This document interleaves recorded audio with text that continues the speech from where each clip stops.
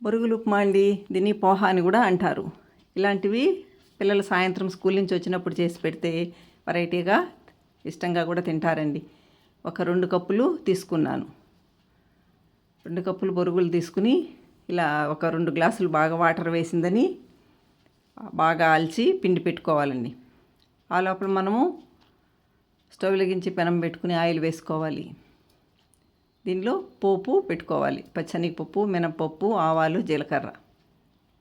మన క్వాంటిటీ తగినట్టు వేసుకోవచ్చండి. బొరుగులు ఎక్కువ ఉంటే ఇంకా కొద్దిగా ఎక్కువ వేసుకుంటాం. వేరుశనగ గింజలు వీటిని బాగా వేయించి ఒక బౌల్లోకి పెట్టుకోవాలి. ఎందుకంటే బొరుగులు ఇవి వేసినప్పుడు మెత్తబడిపోతాయి. ఇవి తినడానికి అంత బాగుండదు.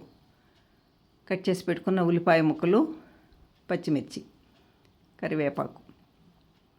ఈ ఉల్లిపాయలతో పాటు వేయించినామంటే వేరుశనగ గింజలు కూడా మెత్తబడిపోతాయండి. కాబట్టి ఒక ప్లేట్లోకి మనం అలా తీసి పెట్టుకుని తర్వాత వేసుకోవాలి. కొద్దిగా పసుపు.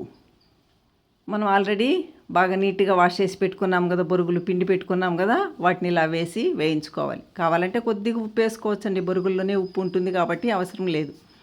ఇప్పుడు ఈ వేరుశనగ గింజలు ఇవన్నీ వేసుకున్నాం అనుకోండి, తినడానికి బాగుంటుంది. అంతేనండి బొరుగులు ఉప్మా.